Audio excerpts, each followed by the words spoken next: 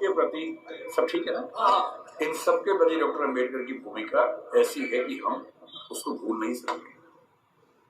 अंतिम बात, आपकी स्थिति को देखते हुए जल्दी खत्म करते, उनसे हमें क्या सीखना चाहिए? क्या सीखें उनसे? उनसे हमें मुख्य रूप से 3-4 बातें सीखनी है। उन्होंने कहा कि मैंने जो कुछ सीखा है 3 व्यक्तियों से सीखा है। बुद्ध से सीखा, कबीर से सीखा और ज्योतिराव फुले से सीखा। सच बात है कि उन्होंने अपनी मां भीमा बाई से भी बहुत कुछ सीखा, क्योंकि मां ने ही सिखाया था कि भूल के भी झगड़ा मत करना, पढ़ना।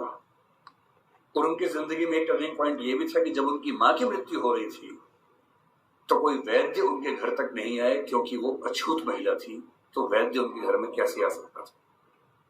और तब उनको लगा कि मेरी मां जिस रोग से मरी वो तो चलो एक दैहिक रोग था, पर ये समाज जिस मानसिक रोग से ग्रस्त है उसका इलाज जरूरी है। और जीवन भर उन्होंने वो किया।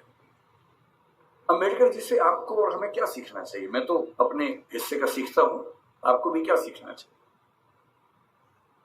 देखिए, जो समाज का वंचित समुदाय है जिसमें हम में से अधिकांश लोग आते हैं, आपको समानता की स्थिति में आना है।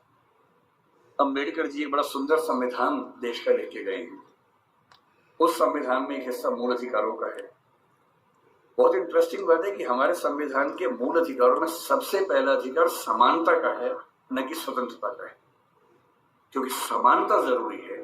और अनुच्छेद 14 है, 15 है, 16 है, 17 है, 18 है, ये 5 अनुच्छेद पूरी तरह से समानता को साबित करने का प्रयास करते हैं। और आर्टिकल 17 में साफ साफ लिखते हैं अस्पृश्यता का अंत किया जाता है और किसी भी रूप में इसका आचरण निषिद्ध होगा और दंडनीय होगा। अपने मरने से 1 साल पहले दबाव डाल के 1955 में उन्होंने अस्पृश्यता अपराध अधिनियम भी पारित करवा लिया, जिसके तहत अनटचेबिलिटी या अस्पृश्यता को या छुआछूत को अपराध घोषित किया गया है। उनसे हमें क्या सीखना चाहिए? आपको क्या सीखना चाहिए?